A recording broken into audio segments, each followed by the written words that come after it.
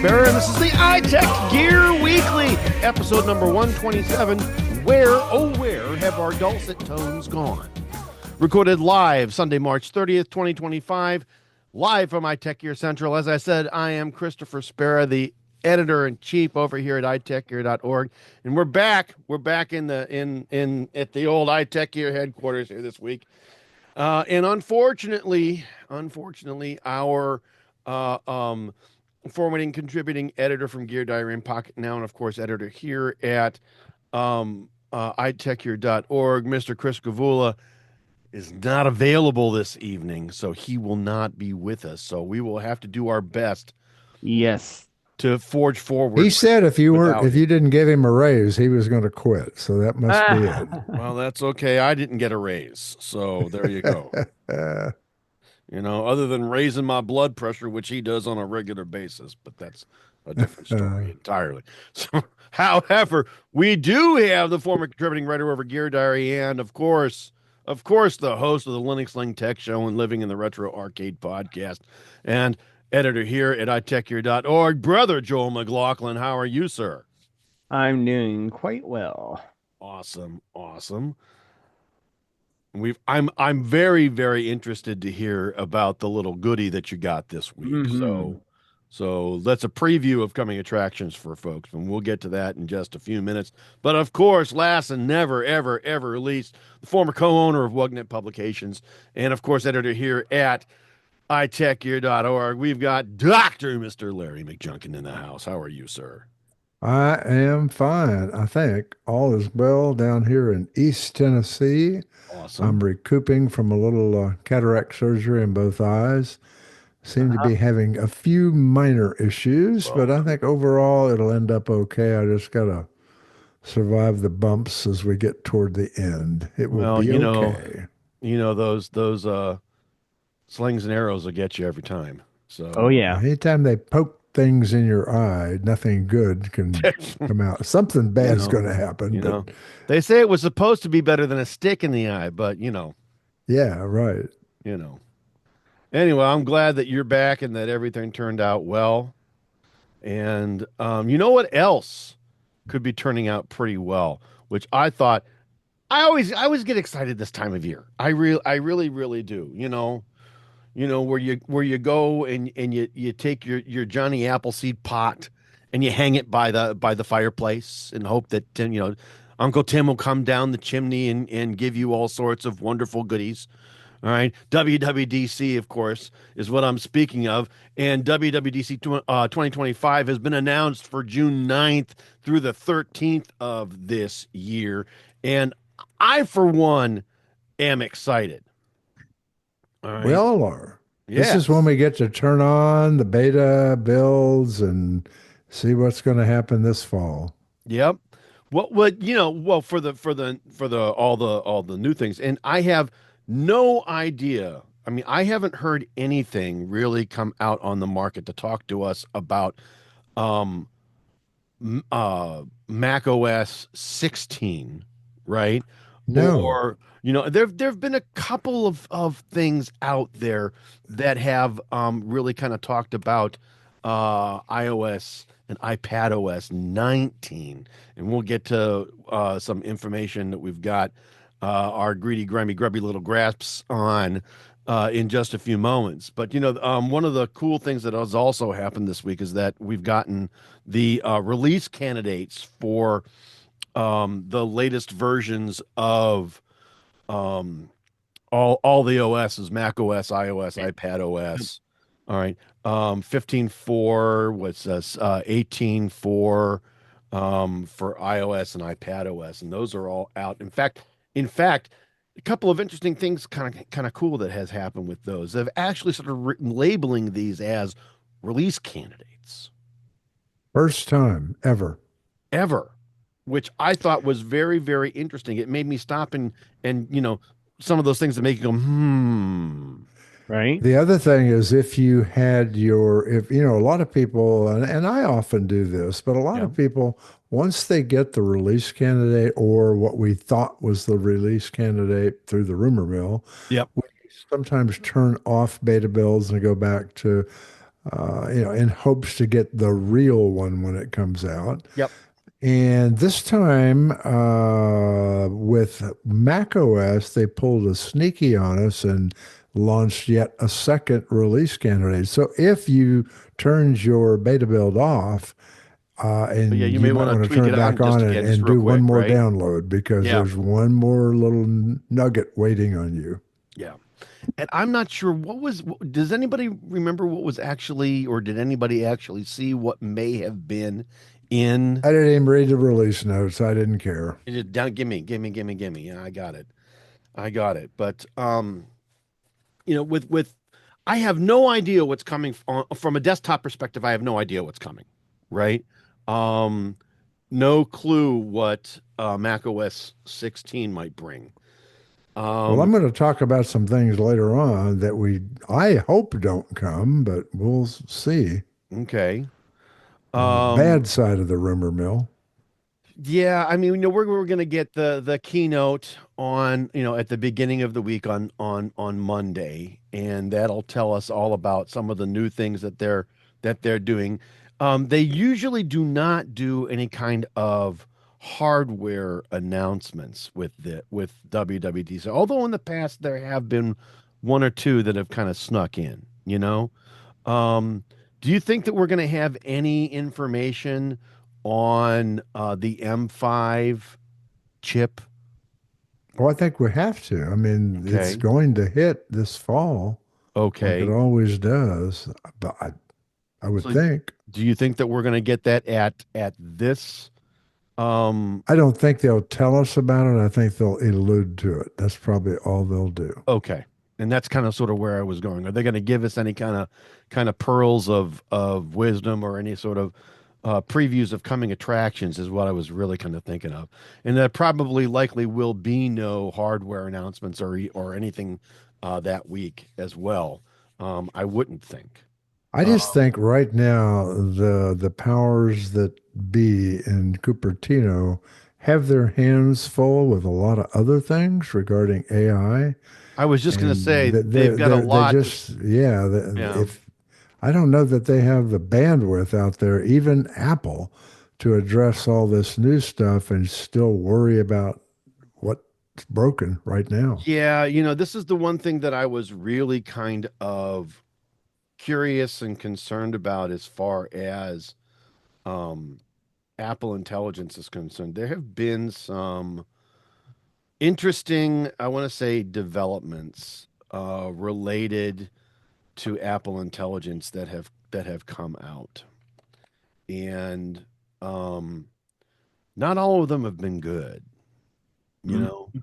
know, in fact, we've talked about, over the last couple of weeks or so, we've talked about, how Tim Cook has been, people have been screaming for his head to be served up on a platter and have him kind of goosed out of the driver's seat.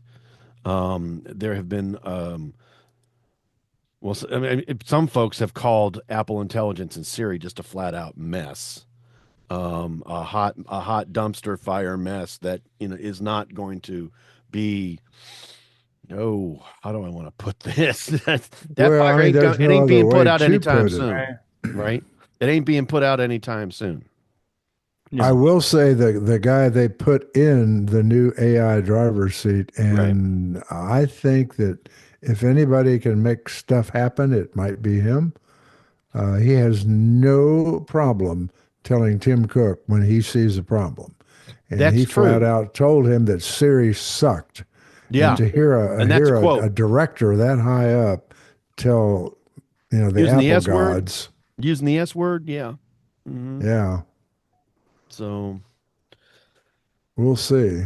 yeah, I'm just the article that we're citing here as far as the WWDC announcement from Apple Insider.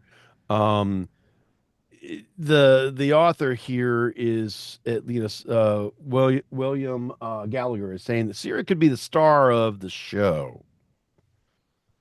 I don't know about that. With as much has been going on with Siri and how much of a disappointment Apple is finally um admitting that she is at this point. I don't know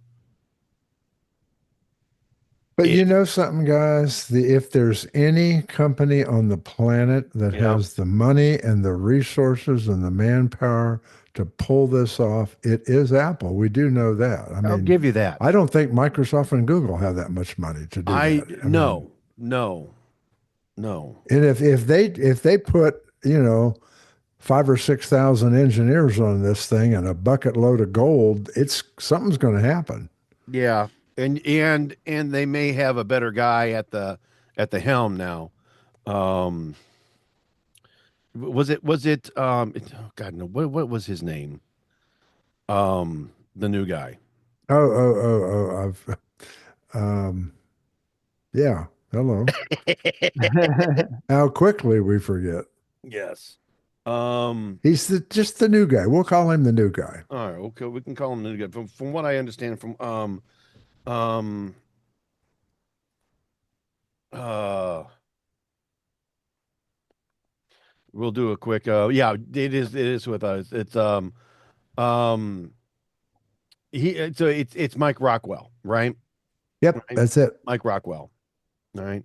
So Giandrea is out, Rockwell is in, and hopefully, hopefully, he's see I understand where I do believe where Apple's got to throw some money at this. I think though the long and the short of it, I'm wondering, I've heard rumors saying that in order for Siri to get any better, some folks may actually have to agree to give up some privacy in the old Apple Intelligence realm. In other words, Well, customers that's how things may have get to give better up some by data. putting that data back into the Yeah, model. I mean, yeah.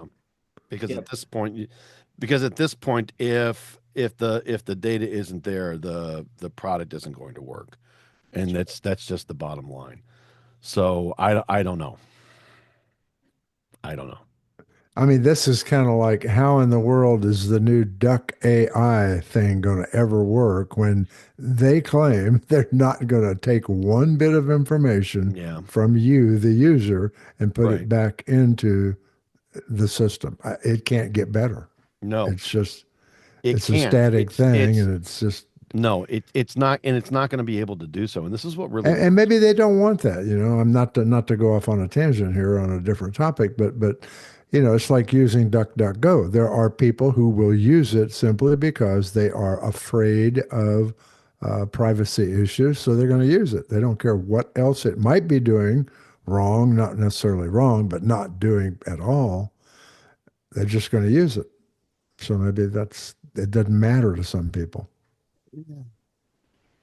Yeah, I don't know. All I do know at this point though is if um one of the reasons why Google Assistant or Google's AI or um their advertising is so on target and effective is because they are using the data that they get from you in order to serve up ads and in order to serve up And if you don't think that's you know true, and really, I don't mind this because if I have to, I'm going to have to watch ads anyway.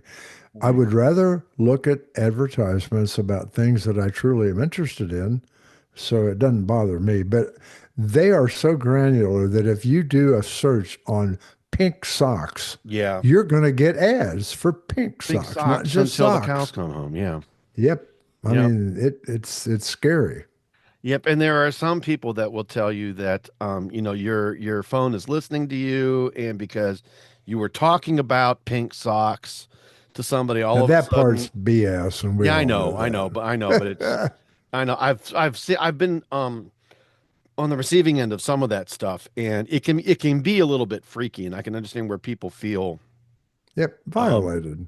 violated a little bit. Yeah, that's a good word about it and for it. But still, um, you probably only talked about it because you searched for it, and therefore they've got the data. So anyway, we'll have to see Well, what we'll happens. see. But Siri's got to go through a lot.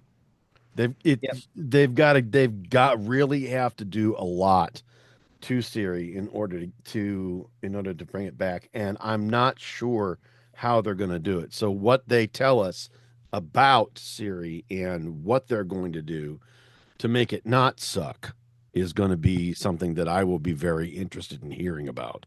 Yep. So Yep. Because we'll it's a hot mess. I'm oh telling you. oh it's a dumpster fire and a hot mess and um yeah, no, it's bad. One of the things that I've noticed is, Siri is worse in iOS 18.4 or all the 18.4 betas that I've used on my phone, as opposed to that one time in November or December when I told you guys, hey, I said, hey, S, what does a flashing tire sensor idiot light on a 2014 um, Toyota Highlander mean? And I got back the very specific answer from Siri almost immediately that on a 2014 Toyota Highlander, a flashing tire sensor light means this, that the tire sensor is bad. All right. And that the car is having trouble communicating with it. And I was very, very shocked and surprised that Siri came back with an answer and didn't give me, here's what I found on the web for that. Right, right. Number one. And number two, that it came back specifically with, hey, on your 2014 Toyota Highlander, it specifically means this. And now on you get that specific with a question, um, and you have a Chat GPT account, whether free or paid, and you have the Chat GPT option turned on in settings, it displays a dialog box that asks you if you want to use Chat GPT to answer the question, which I find annoying because not only um, do I not have an answer, whereas the other, on the flip side of that coin, Siri always gave you, hey, this is what I found on the web. All right. You Now know I got to push what a I've button. Now noticed I got to tap also. a button in order to get that answer. Now they're trying to make Siri more conversational. Yeah. And you'll notice now she says lots of little things like, uh-huh, hmm, Mhm. well, Yeah. you know, I don't know what good that does, but it makes her a little more pleasant, I guess. It does make her a little bit more seem a little bit more approachable, but I do not. I'm still A, without an answer, and B, now I got to be more interactive with the device. Um, and while I'm not driving, that's great. I'm fine, whatever. It's annoying as hell, but I'll tap the Chat GPT button. Well, Uh, as we'll talk about later on, there are some changes in the new Gemini, which are pretty cool. I mean, yeah, it, I mean, it actually has thinking capability. yeah, That's which is scary, but it I mean, is. it does make it, I don't know, It it is, seems but more again, that's all reliable about to that me. data. It's all about the data, that data that they've collected on you, number one, and number two, the data that Apple doesn't currently collect. So they've got to make it, apparently at this point, because it went this way, and it went this way, surprisingly went this way this quickly. They've got to make some level of decision, and they've either got to shit or get off the pot. Right. So Bottom line. yeah. But Yep. let's talk a little bit, Larry, about what might be coming in iOS 19, because there's a leak out that shows a new interface. And what's going on with this? Well, there is, but like all rumors, It is a and rumor. All our right. own Joel will tell you Mhm. that until he comes out on the stage and tells you something's going to happen, just don't believe it. Mhm. I mean, Right. we all can want something to happen, Right. and if it's a Google rumor, I'm going to believe it because it probably came from Google. But Hmm. Apple, I don't trust the best of them, but most of them do come true. So they probably have some credence, but they've apparently, and this is not rumor, they have obviously been working on a new interface for iOS and Mac OS. Hmm. And before I actually talk any at all about that, it kind of just irks me a bit because Why's that? what I'm reading in more than one source is that Apple is heading down the path of making uh, everything they own compatible with look like Vision Pro and Vision OS. So I don't know if they're doing this to just force it down our throats because it's not selling. And this is why I wish Chris was here because he would jump up and combat this a little bit. And we probably don't have anybody here on the positive side. But if Apple does go down that rabbit hole and they make everything Vision Pro-ish, I'm going to start looking to build me a new Linux box. I am. I mean, I've already given up on Microsoft, and I'll give up on Apple just as quick if they Yeah. force Vision Pro. I am not a fan. I mean, and that doesn't mean it's not good. Of course, it's good. It No, doesn't you're not work a for fan me. because you don't have $3,500 to drop on something that you're never Well, going not to only use that, again. it doesn't interest me. I don't give That's what a I'm saying. flying Yeah. patootie. And Yeah. if I sound cynical, you're hearing it wrong. It's supposed to be really cynical. I just don't like it. I'm sorry, I don't. Well, iOS 19 is supposed to have a new interface, It and is, and it's supposed to have a little.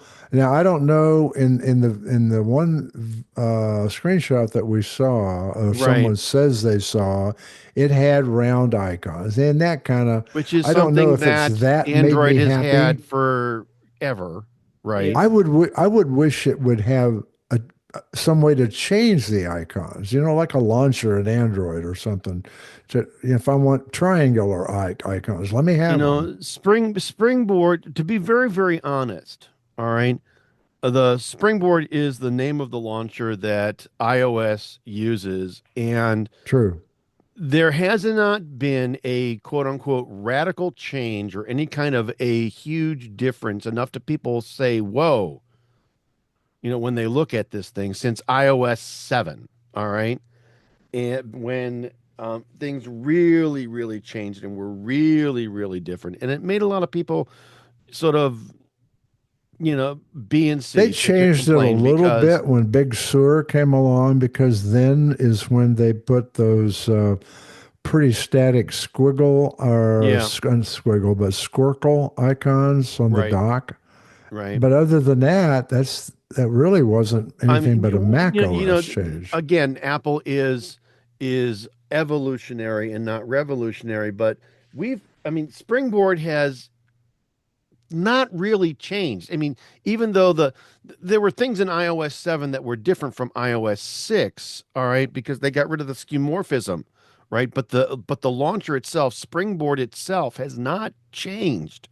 Materially has not changed since 2007. It's effectively at its roots the same launcher, the same look and feel, all right?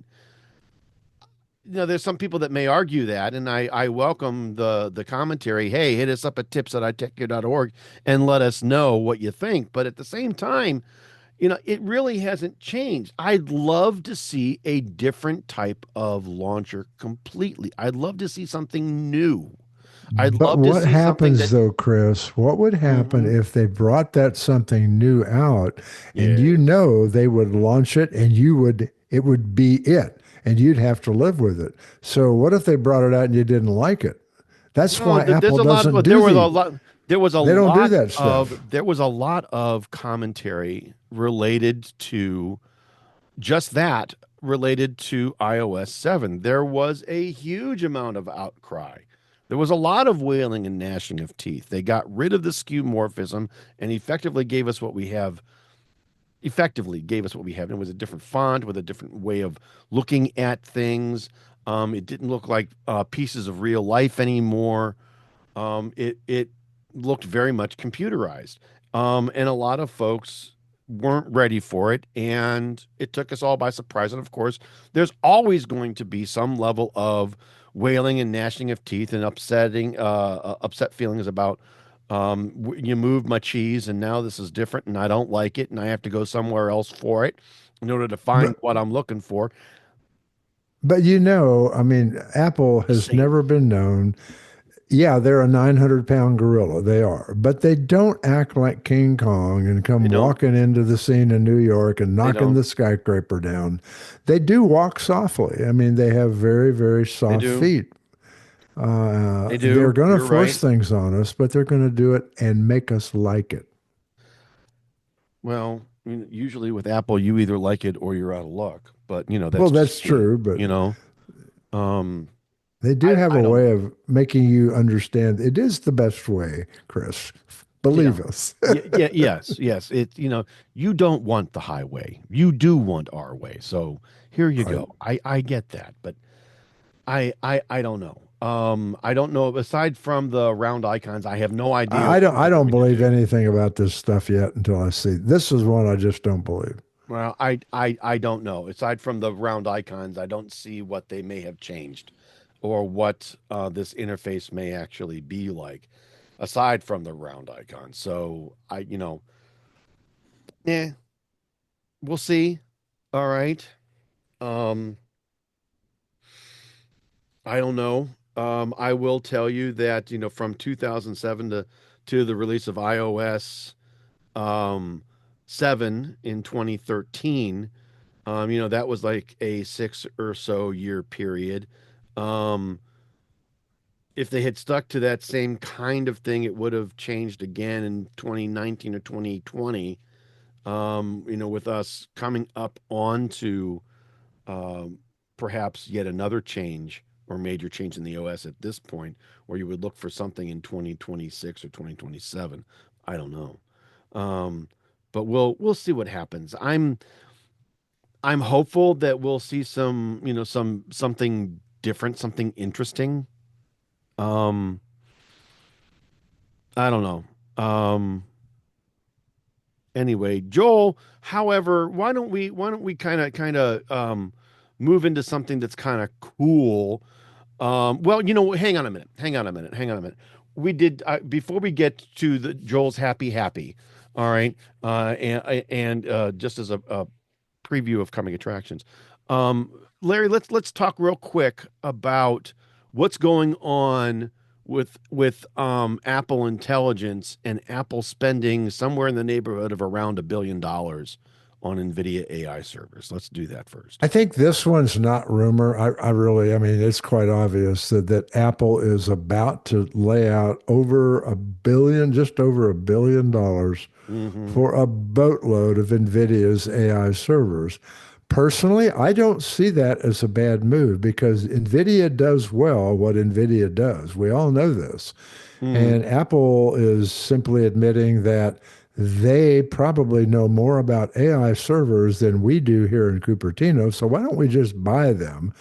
And this flies in the face of some previous reports in the past that indicated Apple is developing its own chip for AI server use.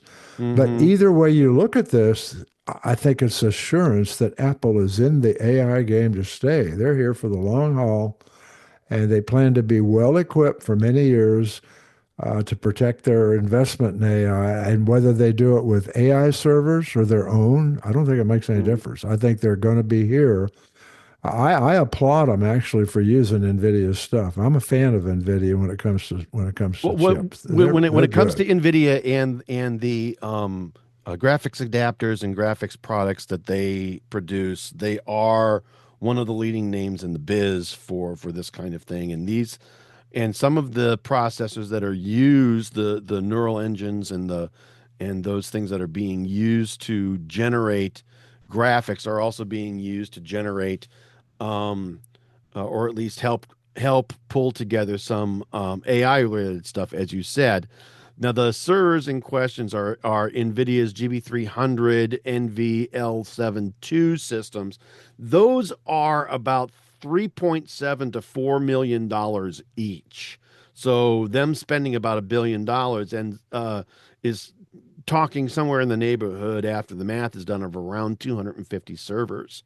Um, so if they're going to invest $1 billion into servers and and they've changed out their AI guy it sounds like they're really going to go ahead and do something here. And I really wish that they would, because, like I said, what they've done thus far and where they are at now is has sucks has been used. That word has been used. Embarrassment has been used. Um, the Well, the you other know. thing, going back just for a minute to the quality of an NVIDIA product, for Mm-hmm. those of you who can't draw that comparison like we can, who have dealt with both of them here, find someone who has a homebrew computer or a high-end box that's got an NVIDIA graphics card. I don't care whether it's their low end, mid-range, or high end, and Right. compare the quality of graphics on that machine with a machine that has an onboard graphics processor that's riding along with the main processor. Yeah. It's woefully different, total different thing. It, And yeah. I don't know. I think this is a good move. Yeah, oh, definitely this is a good move. All right. They've partnered with a very good uh provider and producer of AI related computing power. So they're going to go ahead and um hopefully get themselves, well off the giddy up and either, like I said, make a decision, shit or get off the pot And you and know who this move. pushes further off into the sunset? What's that? How? What? Mr. Intel.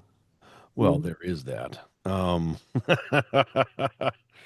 Even though they've got a brand new CEO, yeah, we're going to talk about some things that are going on with Intel. I would call him a new scapegoat. Well, yeah, there's that, but we're also going to go ahead and talk a little bit in our Windows segment about what's going on with Intel and some of the decisions that they've made Good. recently. But yeah, so hopefully this is a step in the right direction.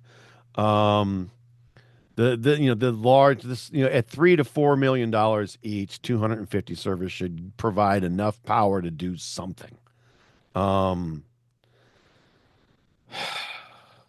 I have no idea what, but we'll they'll figure it out hopefully, and they'll do it. Hopefully they'll do it quickly, but I don't know.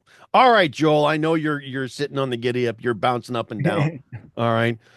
What did you get this week and tell us how happy you are with it? Well, it was way past time for me to do an upgrade of my personal laptop. Mm-hmm. I had a ye old, well, it's not that old, but an older gaming laptop, Intel based, runs hot Mm-hmm. as hell. Mm-hmm. So I decided to pick up a new MacBook Air with the M4 in sky Oh. blue. Ooh. It's Now, barely blue. it's barely blue. Yeah, it's Okay. more silver than It looks anything. more silver than blue, but it's apparently though if you sit it right next to a silver machine, you're gonna be able to tell the difference Yeah. from what I understand. So Yeah, I was able to at the Apple Store. I picked it up Thursday. awesome.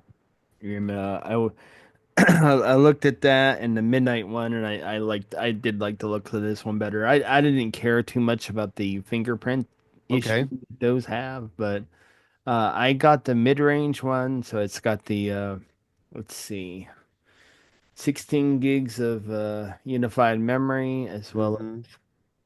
as 512 gig of storage. Mm-hmm. And this far, probably one of my biggest criticisms, I think we've mentioned it here before, is how close these two Thunderbolt ports are to each other. It's Sure. hard to plug stuff in side by side. So So let me before you get into a little bit about that, you got the 13-inch, yes, correct. 10 core, 8 core, 10 core, 10 core. 10 core, 10 core. All right, so the middle guy with the 16 gigabytes, okay, Right. in sky blue. Yep. And All I was right, able to finagle the education discount since I am taking a master's degree course. awesome. Oh, good. Glad you got that. $100. Hey, $100 is Ironically, $100, you know. they didn't even, I mean, I said, "Hey, I should qualify for the education discount because I got to derive from my master's degree, have a Mm-hmm. great card in hand." And he briefly looked at it, like he didn't even check the ID. He just like, "Okay." Okay. I'm like, I'm like, all right. But I was in and out and probably less than 20 minutes. Probably would have took me longer at Best Buy. So Okay. chalk one up for Apple in their Apple store. So thus far, everything was able to be set up pretty easily.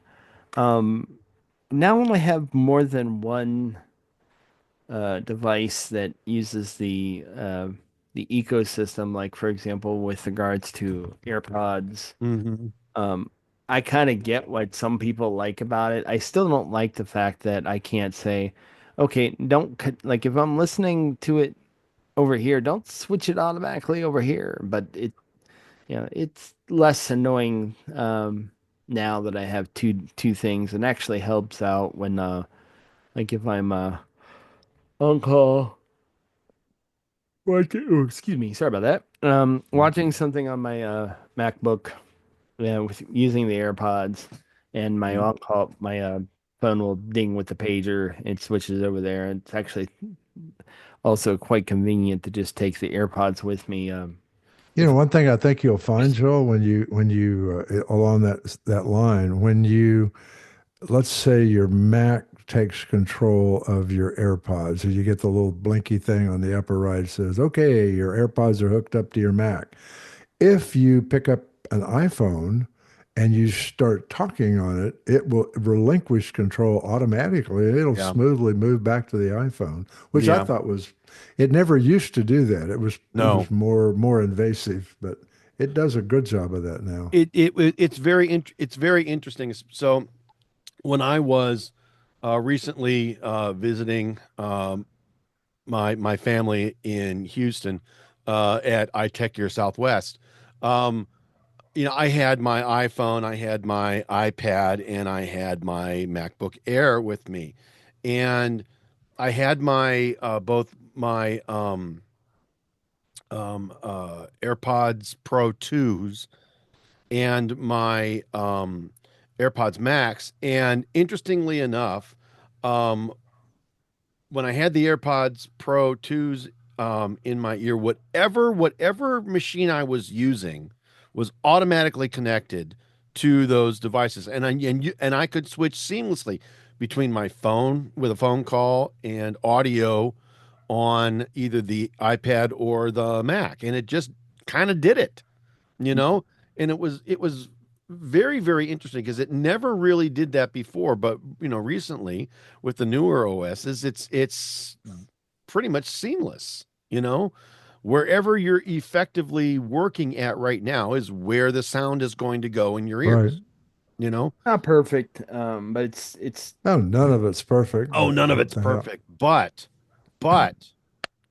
doggone, it is really an interesting kind of thing that it just knows which device you need that the audio on simply by where what device you're giving the most attention to. I will bet that even you, and you've held every computer in the world, Joel, probably, but holding that little MacBook Air oh, it's and incredible. how they made it so thin it's just, I often just look at it and go, oh my God.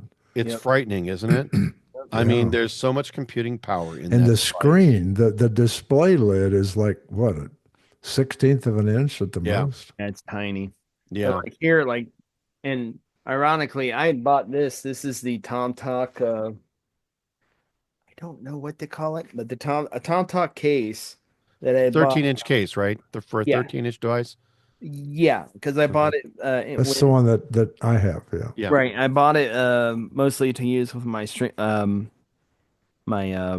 Surface Pro 6, right. That's what I bought mine. and it fits this MacBook like a You, glove. In fact, yep. I can also slip my 11-inch iPad Pro Yeah, with it in the same yeah, slot. yeah. So and I have one whole thing. It'll fit like my AirPods, Mm-hmm. my cheapos, Yep. and other things, and plus my new Logitech Slim mouse There you go. in there. I don't know if it'll fit. I can't really show the dongle on the camera, but I did get a dongle, which is necessary, It especially for this it show. it should. It Right. should because it's as I recall, I mean it's a little bit bigger than your standard um Right. Or USB right. Yeah. additive ports, right? Or Mhm. dongle. But you should be able to stick that in there as well. Yep. And you should I be, would think. you And should I be all right with that. and I bought that not necessarily with the intention of hooking external monitors. I know it's a cheapo. I got one for like 35 bucks. Well, you know what's interesting though about about the setup that you've got. Hmm. All right, when I was visiting with my mom and my sister, um, I had a external USB-C display. All Right. right, in the lapel dual view, and then I had my iPad. All Hmm. right, and I've been complaining about how you can only get on the M2 I MacBook Air, you can only get really one external display going. However, with the latest version of iPad OS and Mac OS, um, well, I had three different displays going. I had the lapel dual view, I had the internal screen, and I had my iPad, and I could swipe my mouse across all of them. I had was using my iPad as an external display, and I was able to have the quote unquote three monitor setup that I'm used to having here at the house at iTechGear Central, and it's all cool. It wasn't, obviously it wasn't as big as this setup that I've got here now, but at the same time, I still had room to put, the my uh, video client or my Zoom or Teams or whatever it was here in the middle. I had show notes on one side and I had email on the other, and it was absolutely fabulous, giving me exactly what I needed where I needed it, and I didn't have to worry about any limitations in the air. So if you've got an iPad that's not doing nothing, stick it next to the Mac Air, and it should give you very quickly the option to turn that on as an external display, and bada boom. Hmm. So again, seamless, all seamless. Yep. So So far, though, I don't have a reason to edit external display to it. for your use case, right? Right. And I will say, hey, Apple, don't remove the freaking headphone jack from the Mac, please. I like that this has one. Yeah, You yeah. know, 'cause So I know they want to remove ports and stuff all the time. So I yeah, mean, yeah. that's kind of irritating. But so thus far, I'm trying like I do have like my sound effects working. Mhm. Although I'm using Wavelength currently, which is actually designed for the Elgato microphone wave microphone line. But I'm looking at other alternatives because basically I'm hearing myself in my headphones and it's very, very irritating. So, I get you. but yeah, There you go. basically. So, But I'm looking. I'm looking at. In fact, that's on there too. But yeah. I think I'm gonna try Black Hole, which is another program that can route audio. There's Okay. another one called Loopback, but they want like $100, and I'm like, Yeah. No. no, I don't think so. No. You No. know, I'm not good. for I'm something good. like this that I I'm use good. once a week. Yeah. Yeah. No. So, but that's cool. So I will be anxiously awaiting A review. I a know. ri- a write up from you on what you've got going on and how it's working for you and how this particular air is the Yep. neatest thing since sliced bread. They, the one So really cool thing was the adapter that they're shipping with it. It does have MagSafe, but they're shipping an adapter with two USB-C power delivery ports. that was going to be my next question for you. Which powered supply did you get? Did you get the Yep, one with that's what they the ship. 35-watt with the two ports, or did you get the Dual 70-watt ports. with Yeah, one? yeah. It's a So dual ports is what they had it with, and I will tell you this. Uh, you will have no problem finding this in stock. I could have picked any color I wanted. So, okay. including what that champagne looking one, which I Sure, didn't care for that, sure. but they had everyone, of course, except for Space Gray, because Space Gray is dead in the air. Mm, Um, the blue, I'm trying to think if my wife, we just bought her an iPad Air, the new, right, with the M3 chip in it. right. I want to say I think it looks like it's the same color as this Okay. MacBook. Because she picked the blue. I'm like, well, what color you want? She's like, does it really matter? I'm putting it in a case, and I'm like, Okay. I get it, but Ta-da. but you still have to choose one. So Yeah.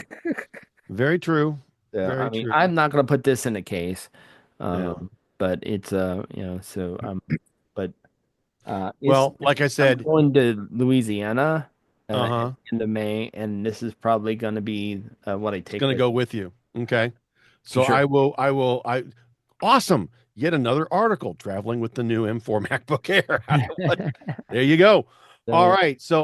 So I will anxiously be awaiting some level of write up on what's going on with you and your current setup and how well it's working for you. now that I'm We'll almost, get that out on the site as soon as we can. But I'm going to go ahead and I'm going to move us to our mobile Linux segment. oh, we didn't talk about dongles and docking stations. Well, We did sorta. we did Kind kind of, of sorta, yeah. and that's all right. Um, but I am going to go ahead and move us on to our mobile Linux segment. Yeah. All right. So Larry, I'm going to go ahead and I'm going to let you go and speak to your previews of coming attractions from earlier.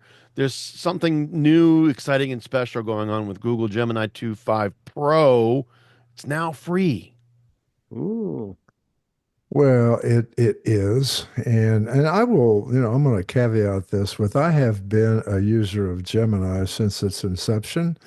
I didn't I had no inkling that Apple was going to kind of F up like they did, but Uh-huh. while waiting for them to possibly do something grandiose with regard to AI, Yeah. I've long since been using Gemini, and Mm-hmm. I have a paid account because it comes with my enterprise Google Workspace. But Mm-hmm. honestly, there is like no difference that I see between that and the free version. Google has always made it good, but this earlier this week, when they did unveil the new Gemini 2.5, and they deemed it as their most advanced AI model to date, then there was a difference. Okay. And this new AI model actually has thinking capabilities. We won't get into them here, but if you're interested in what they do, you can actually Google that, obviously, and learn all about it. But it's quite interesting to know that this thing is capable of analyzing complex information, and it can do contextual nuance drawing from logical conclusions with a lot of accuracy. So I don't know. It's probably way more accuracy than I'm able to even say whether this is right or wrong. And as you would suspect, the new model was initially exclusive for those of us who were willing to pay or had in through another source the advanced membership in Gemini. But now, only a week later, Google has surprised the world by making that immediately free to all users of Gemini.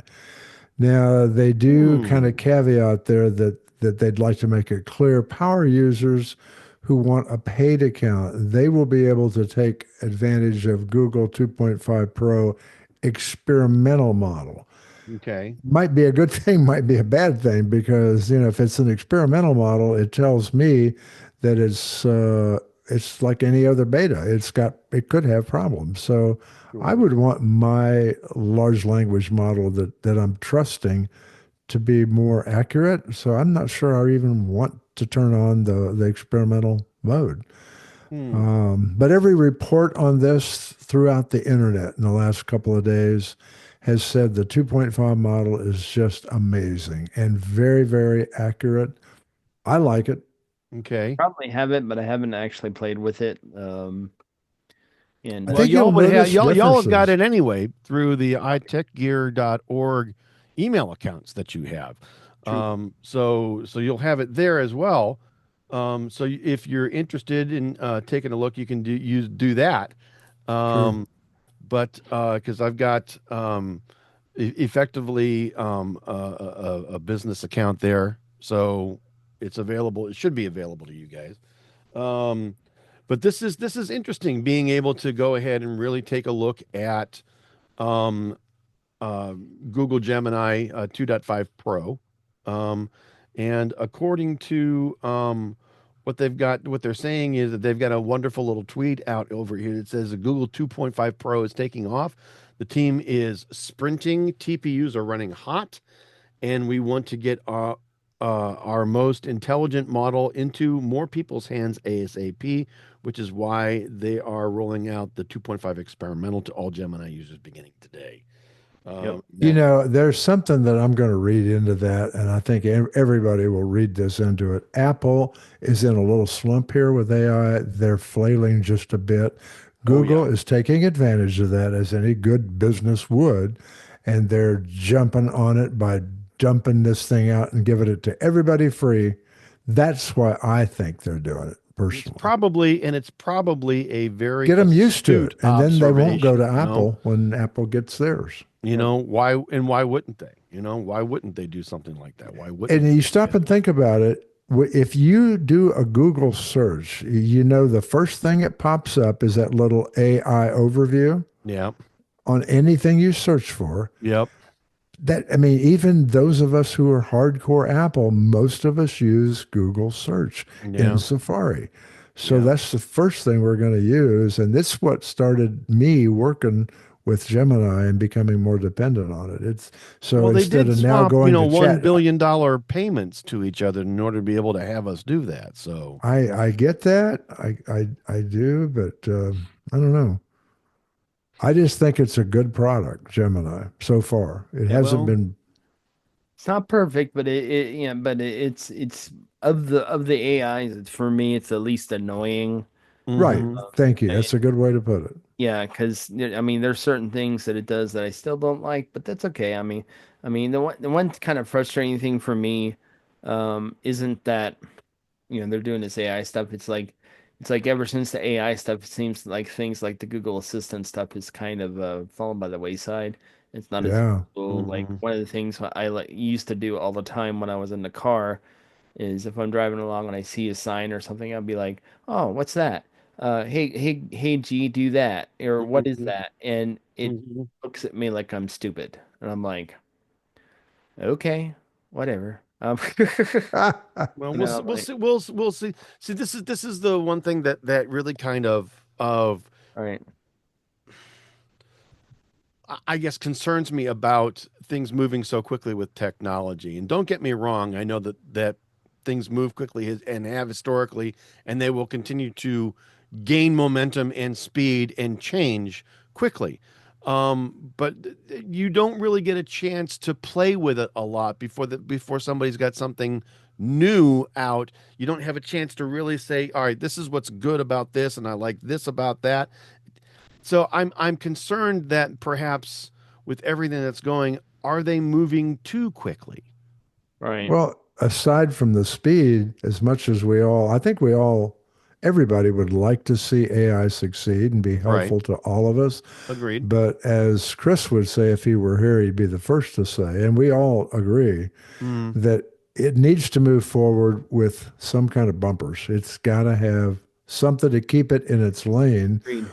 or it's like a runaway Tesla. I mean, you can't let that happen and those have a tendency to catch on fire lately, or at and least run get into get people. get scratched doors Or somehow squash together. miraculously. Yes. Yeah, and not to get too political, but it's like these people that are doing that is like I'm like, aren't you freaking? Don't you freaking know anything about Teslas?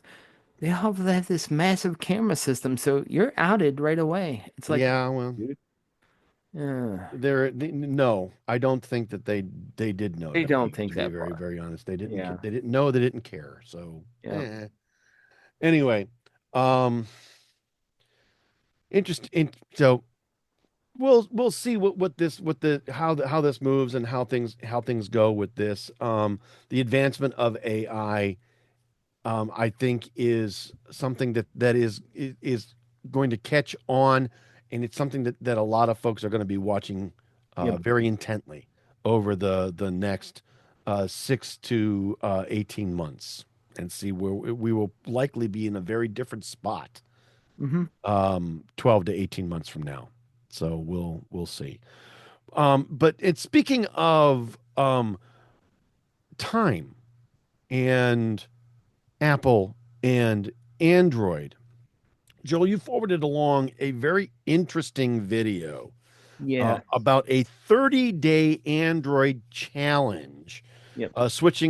getting three iOS users to switch to Android devices. They could have any one they want. It could be any device, Yep. any form factor, any bells, whistles, etc., for 30 days. Hmm. And this was a very interesting video to watch. Why don't you go ahead and kick off the discussion of this? I'll Okay, just so this is kind of like the follow-up video because they did have the video earlier, mm, 30 days ago, where they went through the process of choosing their phone. Like one of them chose the Pixel Fold, the hmm other chose a Sony Xperia, but then discovered how much of a crapshoot that was getting it working in Canada because this is from Linus Tech Tips. Yep, And then another one, the woman in the group, yep. she chose, I believe, the Razor, I believe it was. No, it was a Samsung Samsung Flip. Fold. Okay. Samsung Yeah. Flip. Flip, Flip, flip, flip, flip. Sorry. Yeah.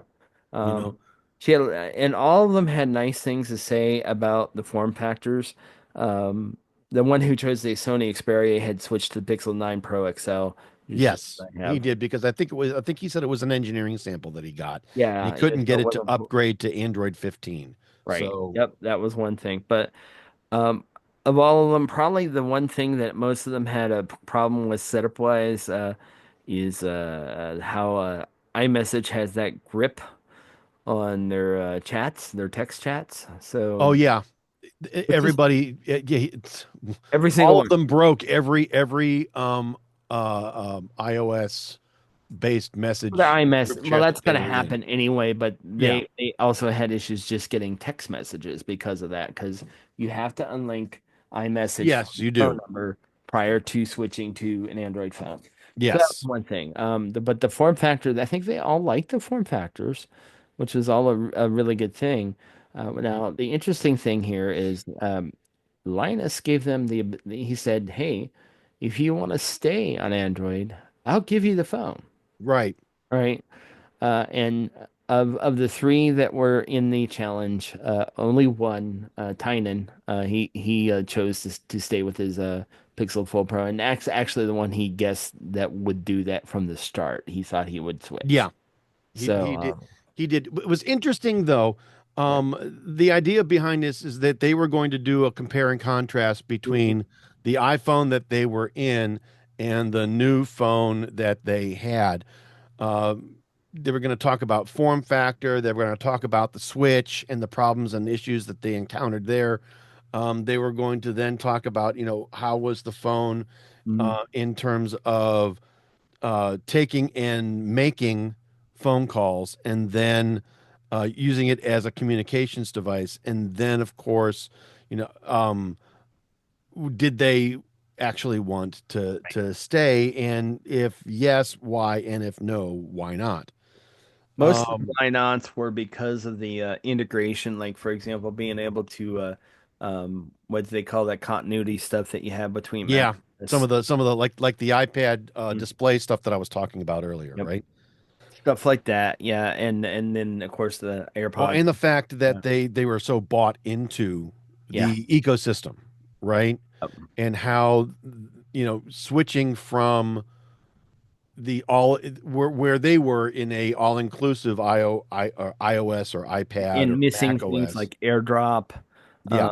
which is very useful. Especially the lady was used to doing that with her phone. So hmm not one of them said that if iPhone went away, could they switch to Android? And they all said yes, every single one. and I will tell you that both Chris Gavula and I believe, I don't want to speak for him because he'll just come back and tweak my ears, but I believe that both of us will say that both platforms and ecosystems are very useful. There are some crossovers on the ecosystem. What I've really found interesting is none of them talked about as far as um, iOS and messages.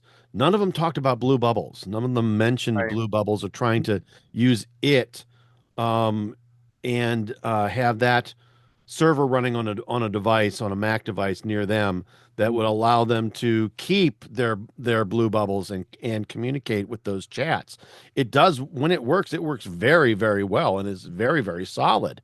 Um, so I'm surprised nobody mentioned that, but at the same time, there's so much diversity in terms of form factor and the things that they had. All of them were very, very pleased with the form factors that they chose. The Pixel Fold guy was very pleased with the larger screen that he could use.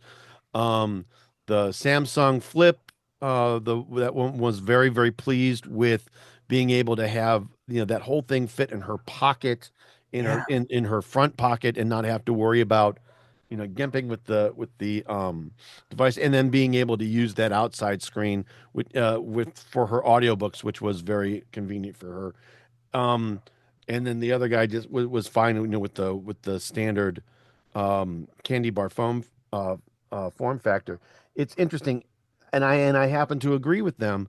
It is in and of itself. All right, each living in the Android world is fine. You can do anything that you want that you can Sure. do in the um, iOS space. You can do in the Android space. Right. No problem there. Anything. The problem is the crossover from services. The problem is the switch. Mhm. If you were Android and you jumped into the new devices that you jumped into for this challenge, would you stick with them? Yes. Um, I've got a flip. You I've got a fold. simply, one thing you lose though, and I've been down that hole Yes, too you many have. You times, you have. lose the ubiquity. You cannot have an Android phone and have everything Apple on it in that ecosystem. It ain't No, you happening. don't. No, you can't. You Nope. can't. You can get Just as at There's much as Apple you Music. try. There's Apple Music. There's a substitute for messages in Blue Bubbles or some other kind of similar thing. There But you is lose notes. You lose uh, notes. Anything you you had lose in the Apple notes, Notes app. Apple Yep. Notes and whatnot. You So can't they've jump to improved it another. a lot. There are a couple of other choices that you can use that will span ecosystems to allow you to get from one to the other. Um, but it's difficult. It's not easy. It's not turnkey. There's also a couple of other kind of things that uh, you will have similar sort of issues with. But in and of themselves, each of those devices, any kind of Android device, is just fine. Oh Um, yeah, I absolutely. enjoy the ones that I use. Um, and I'm very pleased, from just an Android perspective, I'm very pleased with it. But everybody in the family uses iPhone, and why would I switch? Because everything works. I've got all my movies there. I've got all my audio there. I've got um, all my bubbles are blue, right? All my photos are there, etc. Why would I switch? Then you know, um, Yeah, and that's like interesting. the one thing that my wife will probably never switch. She wouldn't have switched from BlackBerry, except for she really didn't have a I choice. wouldn't have either. You know, Well, there are a lot of folks that were in that same boat. They didn't want to get out of it. They wouldn't because but they were in it and they were there and that's where their email was. That's where all their company text messages were. That's where their friend, that's where their family was. And yeah, and they were bought until the company went ack. All right, they were there. I will say this, not now, but like when she decides that she's done with her current company and either retiring or moving on, my wife would actually probably switch to a Mac. I think she Mm-hmm. would like I wish she think she would love the thing like, hey, my Mm-hmm. headphones just go between all the devices. Mm-hmm. Oh, hey, I'm browsing something on my iPhone, but I want to look at it on a bigger screen. Bam, there it is on my Mac, Mm-hmm. and things like that. So I really see the appeal of that after using a Mac for, I was carrying this thing around, and that's the other great thing about the 13. I hate to go back to what we were talking about earlier, but um, this MacBook is just so portable. I almost like it better than my iPad, and I really love my iPad. So, Hmm. I mean, and it's those kind of things that I think that these people in this challenge were really missing, the ones that chose to stay. And Yeah, Android doesn't really have anything similar to that. right. Not yet And anyway. they may have well been influenced by the other things in the Apple ecosystem, Yeah. not just the Mhm. phone that they were swapping out. Mhm. Yep. Uh, Right. and of course, not one of them mentioned anything about HomeKit, but that's, we all No, no, know they that. wouldn't. No. Yeah. Right. I But will say this.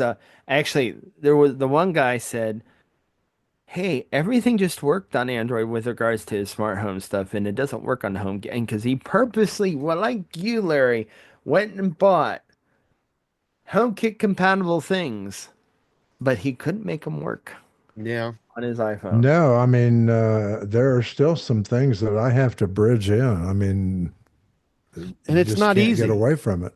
And No. it's not easy, and that's the sort of the Matter problem has that I made it have with all easier. It really has. And now the last couple of things that I've purchased, a couple of different lights, hmm they just work. I mean, I don't care if you can plug them into HomeKit, you can plug them into Google Home. They just work. They They just don't work. ask Yeah. you which one that you're using. They don't care. They just work, which is pretty nice.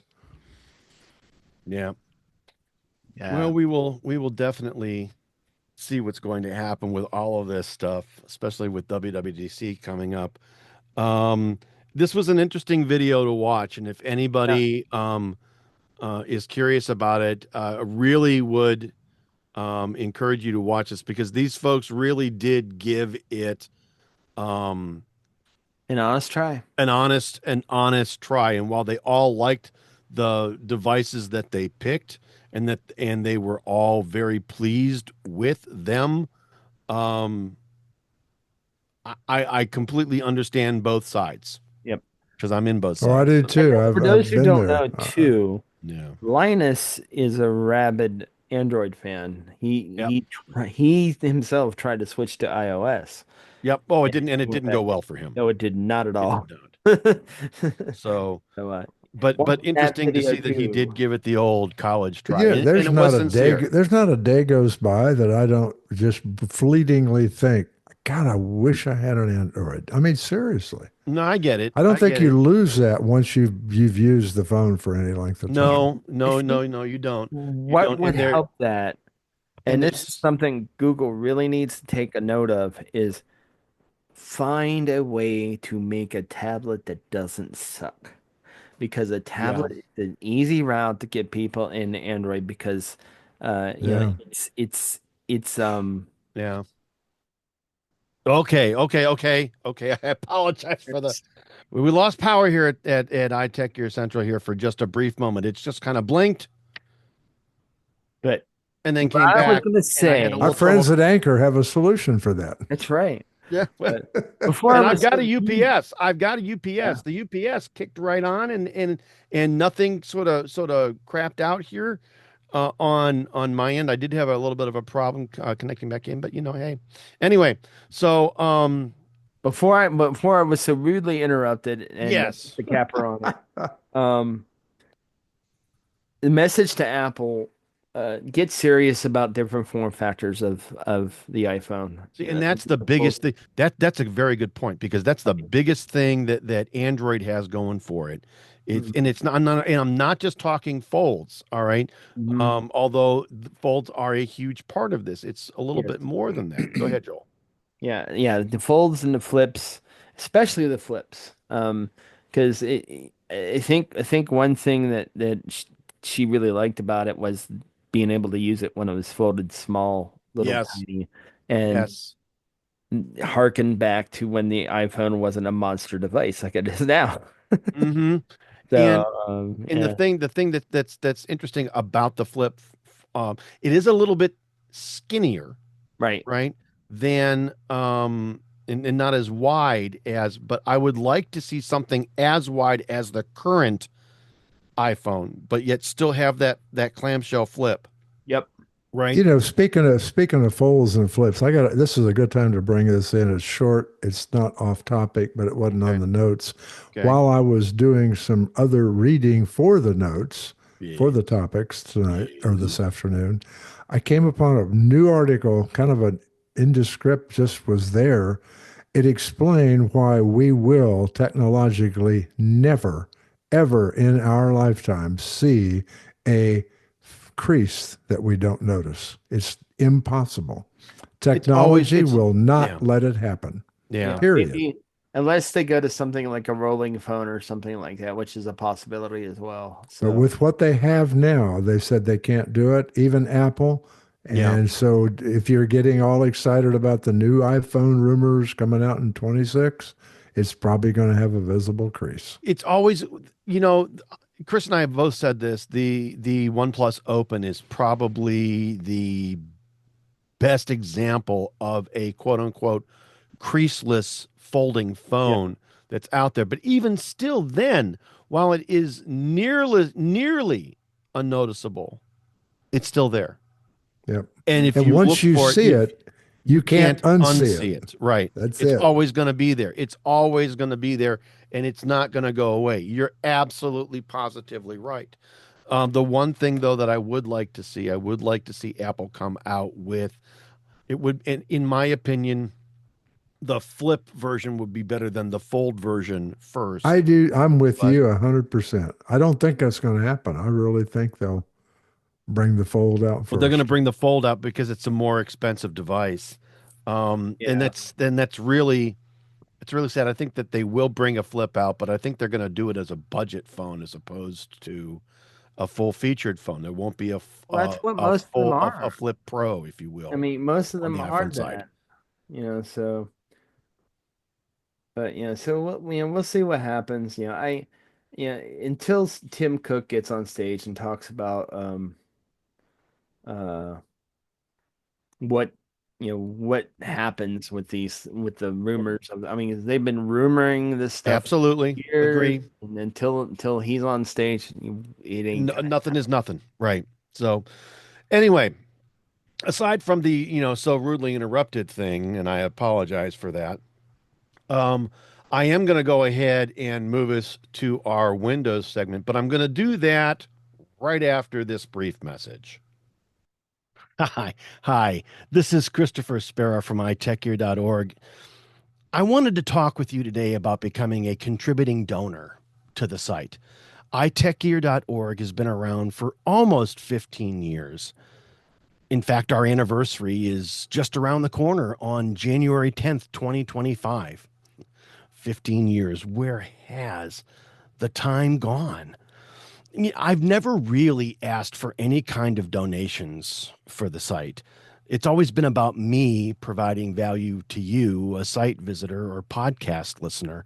The iTech Gear Weekly is now in its fourth year of production, and Chris G, Joel, and Dr. Mr. Larry McJunkin and I are having a really great time providing you with some of the best free tech talk available from time-tested original internet writers, testers, site founders, and professional writers and editors on the internet.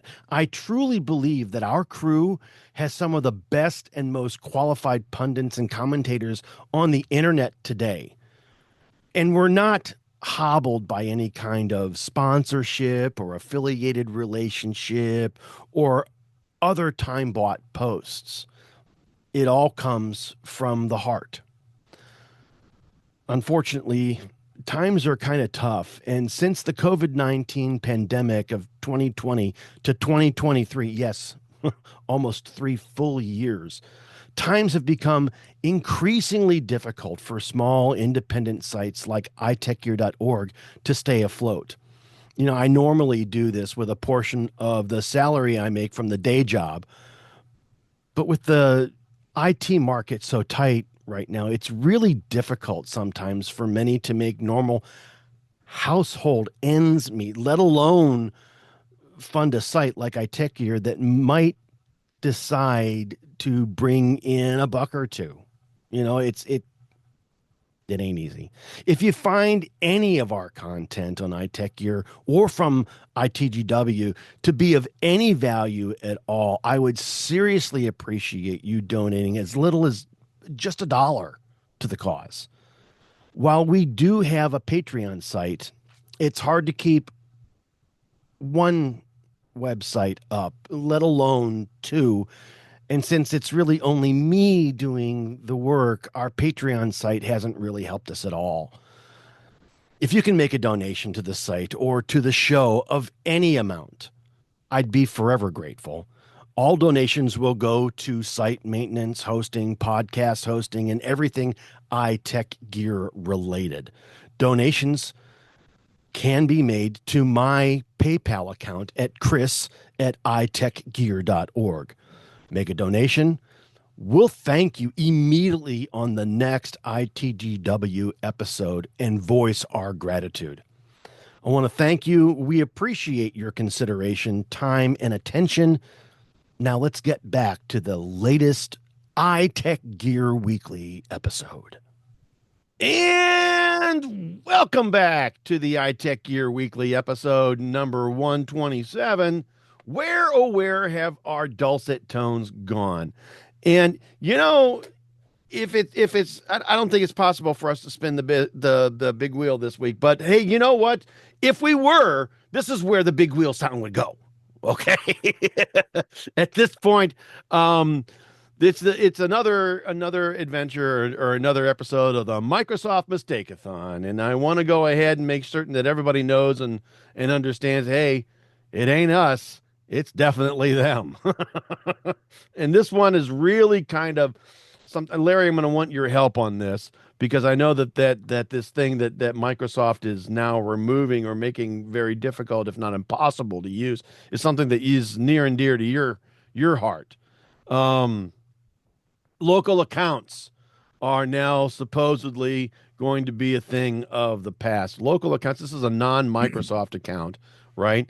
That you were able to connect and or at least create as part of the Windows install process and log in with it as opposed to being online always with a Microsoft account.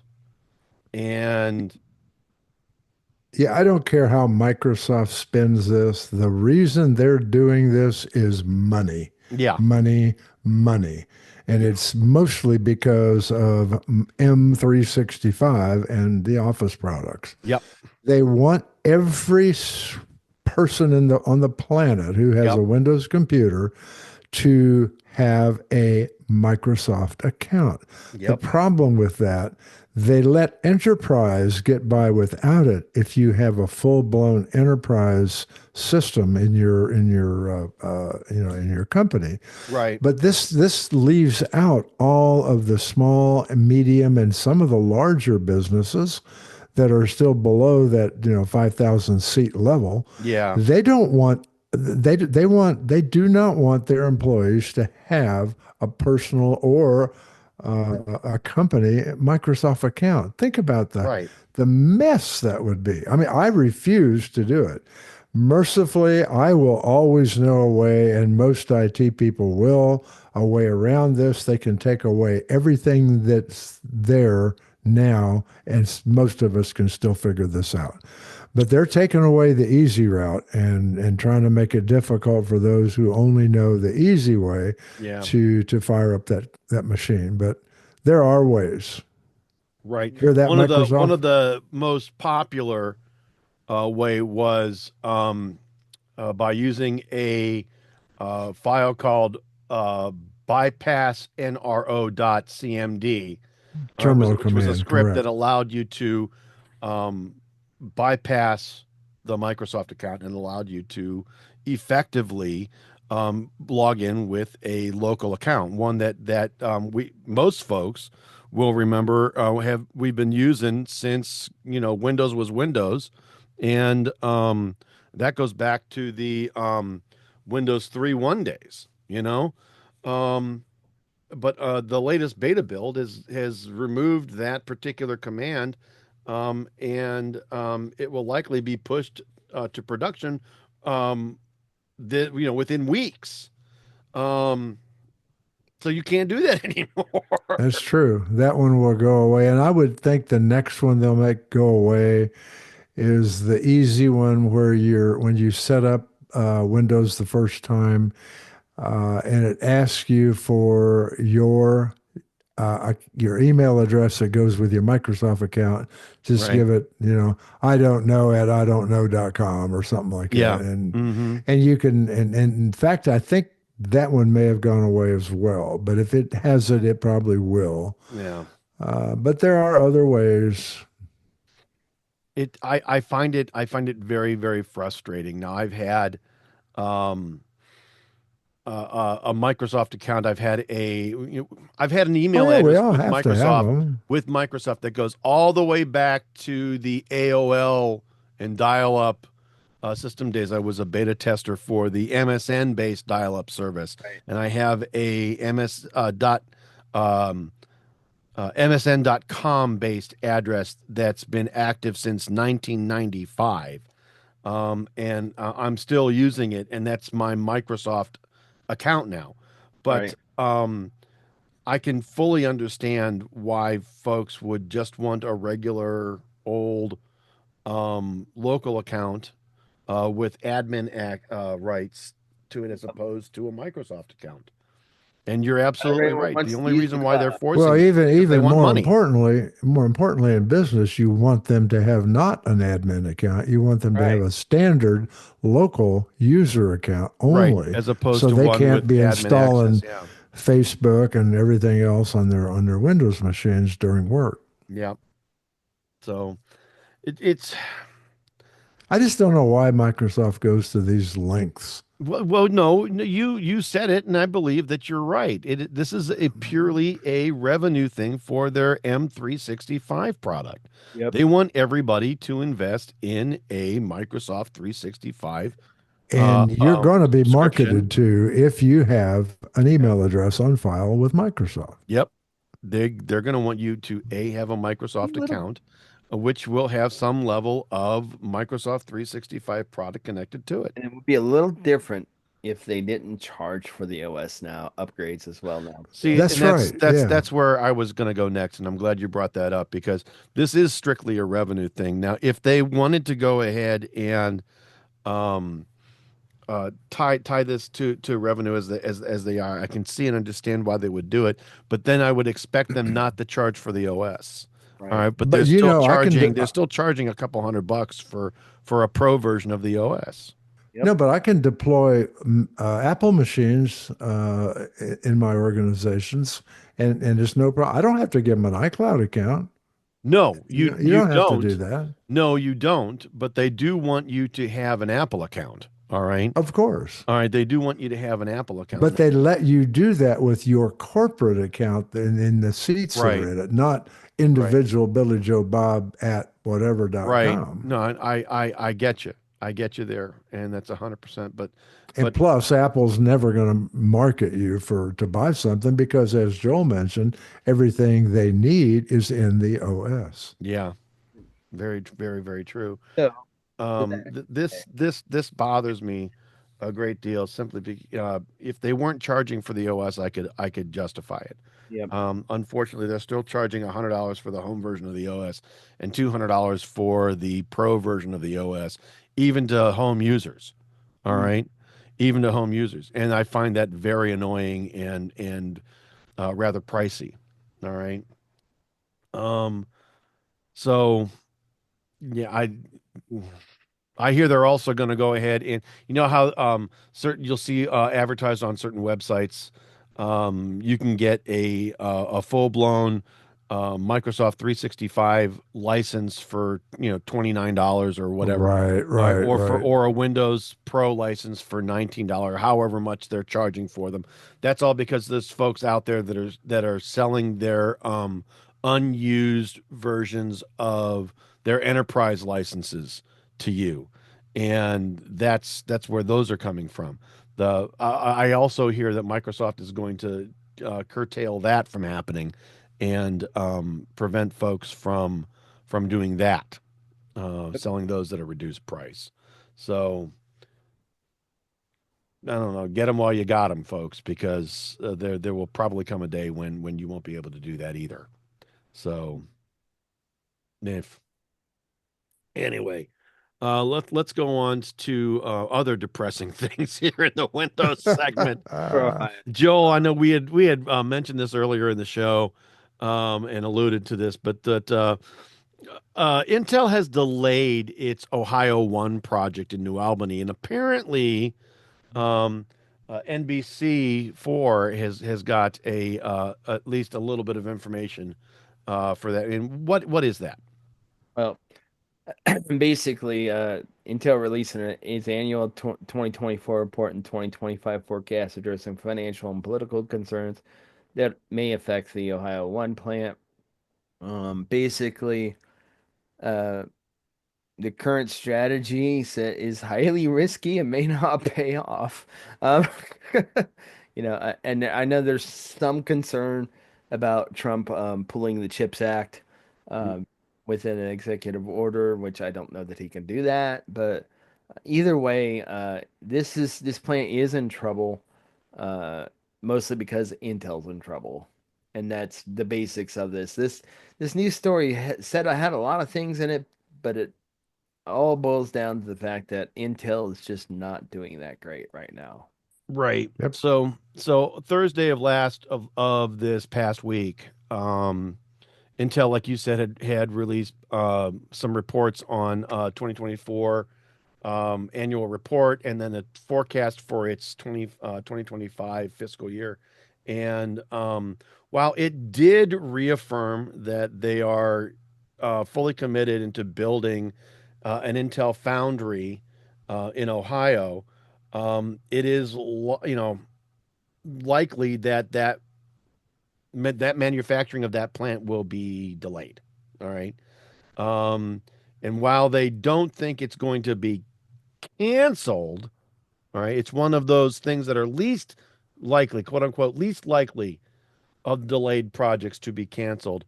Um, the facility in Ohio is one of its long-term plans, but the Ohio one is the only delayed investment in the U.S. and Intel's Federal Chips Act funding.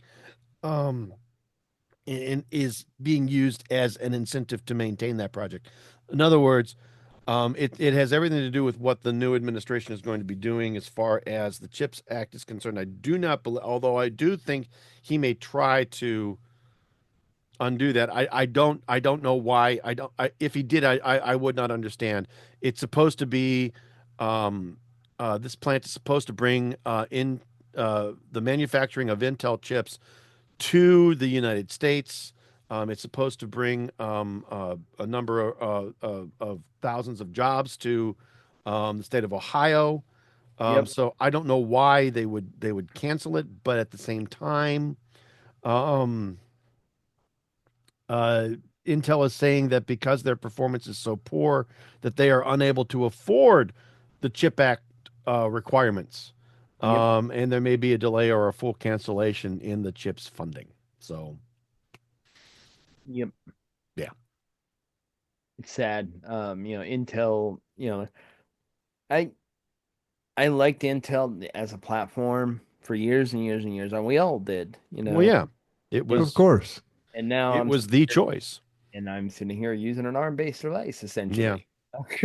I mean, I've got multiple. I've got an iPhone, my Pixel 9 Pro XL, a Hmm. iPad Pro, and my MacBook, and they're all running ARM chips. Well, My it's only my only because they can get the same speeds without, frying an egg on your lap, you I mean, know? my hottest machine is over there somewhere. I don't know where it's at. Yeah. I mean, and Somewhere it's behind you off. and to the right. I get you. Or Yeah. to the left. So, yeah, I understand that. But yeah, no, Intel is saying that they've received, so they were promised $7.8 billion, and they've only received 2.2 billion in funding based on the CHIPS Act at this time, and they haven't received anything since January. Yep. Um, so they're quickly running out of money. And while there's work that's already being completed and done on site, I have a feeling that if something doesn't change for Intel quickly, that particular site is going to be partially built and then abandoned. Yeah, my big thing here is even if they, I mean, what's the odds that they can get somebody else to take what they've had put up thus far and actually make it work for what they needed to make it work for? Like, for example, Well, how many options do they have, right. in the entire world for actually getting a company to buy that and take over that project, right? I mean, there's That TSMC, What? all right, Apple. who probably doesn't want it. who probably doesn't want it because they've got something else going on, right, somewhere else. But aside from TSMC, who else are we looking at? The only one I can think of is Apple, and they've always farmed their stuff to TSMC. So I Yeah, mean, this is what I'm saying. Does So NVIDIA make some of their own stuff? I I don't don't know. know who I NVIDIA uses. I really don't. So I'm a little concerned. This is where this new CEO needs to step up and step in and really push either to get this funding or to go ahead. I mean, and he's really stuck in between a rock and a hard place. The company is doing poorly, so they don't have enough juice to qualify, probably to qualify for any kind of a loan that would give them the ability to afford what they need to qualify for the CHIPS Act funding Yep. to get the rest of this to make it happen. So I don't know what they're going to do. I don't know how they're going to pull this pull this off. So Oh well. alas, poor Intel. I knew him, Doctor Mr. McJunkin. they were supposed to be pretty already. I mean, I think we'll be able to say that one day. Yeah, I remember them. yeah. there's an interesting They had the world by the short and curlies and screwed it up. right, man. Yeah, I mean, you can see here. I'll put a picture here of it's up on the Intel website. Yeah. It shows you some of the progress. They've got quite a bit of progress in there. Yeah, if you look at if you look at the article that we're citing, they've got a nifty little I thought they had a nifty little video there at the top that kind of showed a little bit about what was going on and who was pushing dirt around where, et cetera, et cetera. And there is some activity going on. And yeah, I have a feeling that it'll actually continue to look like that. That picture that that article that you just gave us, it'll continue to look just like that and probably won't go any farther. But that's just me. And the thing is, Um, it's such partially a built, specialized thing. yeah, Who partially else can built, use it? You yeah, know, partially built and something that they've poured more. Well, they were planning on investing $28 billion in the construction of this little bad boy, and I know that they're partially through that, and I have a feeling that they're going to call that a loss and just move and fence it all off and move on, or knock it all down. I don't know, yep. but that's just me. Anyway, I'll sell it at a loss and move yeah, on. yeah, and it's sad, but what are you gonna do? Anyway, I'm going to go ahead and I'm going to leave our Windows segment on that sad note and try to get us into something a little bit more hip now and fun in our tip of the week segment. But before we get to the actual goodies, kids, I want to remember or remind everybody that iTechGear.org was founded on the intent of making technology easier for everyone to use and understand, and that this team specifically has dedicated their writing careers to this specific purpose, making things easier for folks to understand. So every week we're going to have some kind of a computing tip for everybody, authored by one of our experienced editors. And questions, concerns, suggestions, comments, and etc. can be sent to tips at itechgear.org. This week, I want to talk a little bit about LibreOffice. If we were just going ahead and saying, hey, um, Microsoft's trying to make everybody buy Microsoft 365, which is the new version or new name for Office 365, um, because it now includes Teams and Edge and a whole bunch of other stuff if you don't already have it. But LibreOffice is something that has been around for a while, you know, um, and if you haven't looked at it, you need to stop and take a look. If you're looking for an a office suite, something that will edit and natively edit and natively save as um, Word files, import, export Word files, or Excel spreadsheets or PowerPoint presentations, etc. LibreOffice 25.2 is not a bad choice. In fact, it's so good it's free, from what I understand. Wouldn't you agree, Joel? Yep. Thank you, sir. Yep. Appreciate the vote of confidence.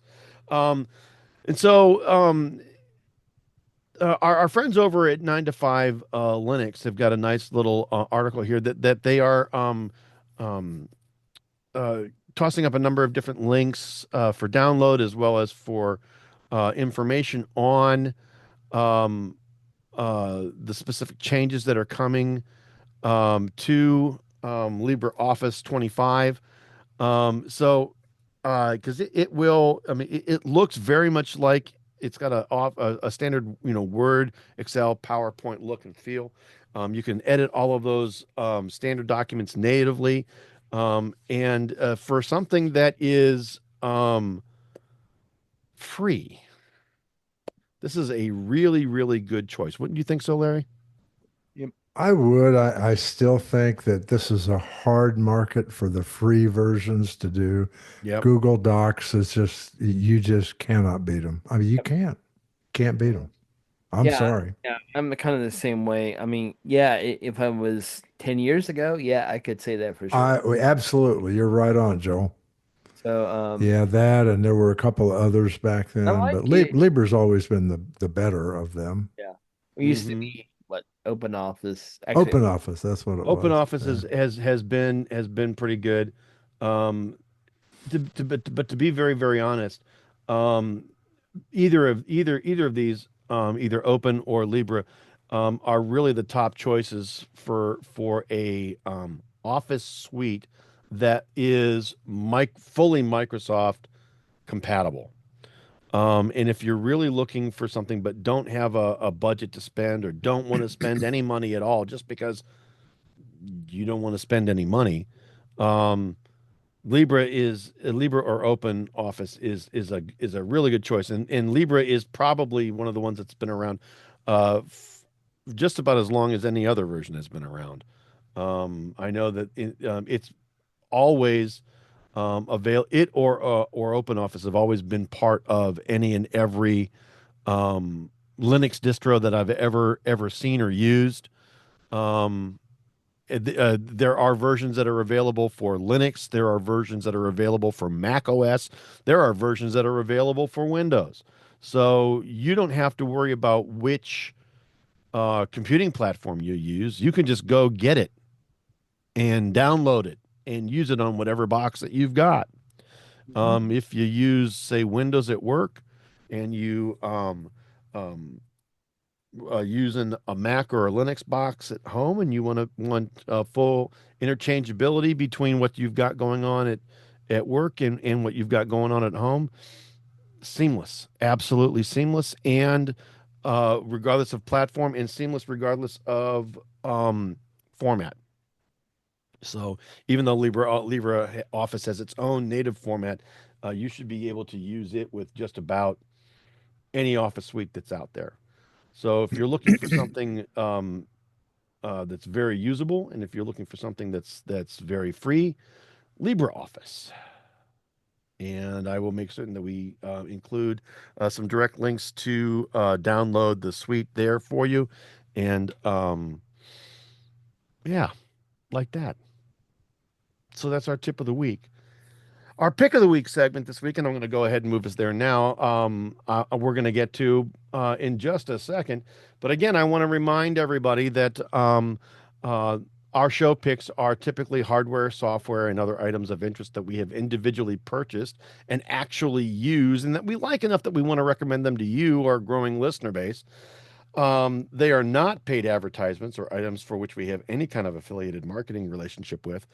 If they were, the editorial policy over at iTechGear.org would indicate that we have to disclose that particular relationship or deal up front. These are just sincerely things that we believe in, that we want to go ahead and bring them to you at the end of each show. Why? Because we like you. Here, thank you. That's it. That's it. Little event here happening. We're in One of these All right, days. no worries. All right, Larry, you've got the pick this week. What do I we got? do, and it's kind of an innocuous little thing, but as you mentioned, our picks are not necessarily all technologically driven No, or about technology. We talk about coffee and camping gear and hiking we gear do. and bicycles and things that we find useless that we have bought and extraordinarily useful enough that we want to bring them to you as at least an idea. Don't have to buy it.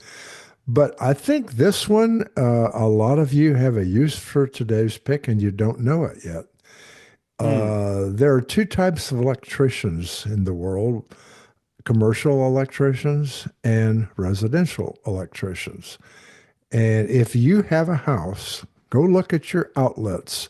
If the ground plug is up on the top of the plug-in, a commercial guy wired that house because that's the way they're taught. Most residential homes have the ground plug on the bottom, the ground piece, and the two So other that would be ones the on the little top. mouth on the smiley face kind of thing, Right. right? Okay. Right. You want to be smiley face or a frowny face. So if you're an unhappy frowny face person like I am, and we had someone build this one, obviously, with a, anyway, they're all wrong, I think. So every time, a lot of the plugs you find that are hardwired and flat and things like that, the only way they'll fit is you have to kind of bring them down below the plug and then turn them around and over and put them in the plug. Right. And especially with these newer plugs, we're all looking for the flat wire plugs, the flat, thin things. Yep. This company has come out with, I found the need for a couple of these, so I bought one and then a couple more. Now I'm about to buy two or three more. This is the most professional extension cord, if you will, I have ever seen. They come in lengths of 6 inches all the way up to 50 feet in 18 different increments. So whatever length you're looking for, it's quite obvious they'll have it. White with a very flat wire that will hide easily and go around curves and windowsills and things like that. But the unique part, and the reason I've bought it and just found it to start with on Amazon, was the plug swivels. So you can come in from the top, the bottom, the side, any one of the corners toward that plug-in, and it will still lay flat. So you can run that cord away from the outlet, keep it hidden flat against the wall or whatever you want to do.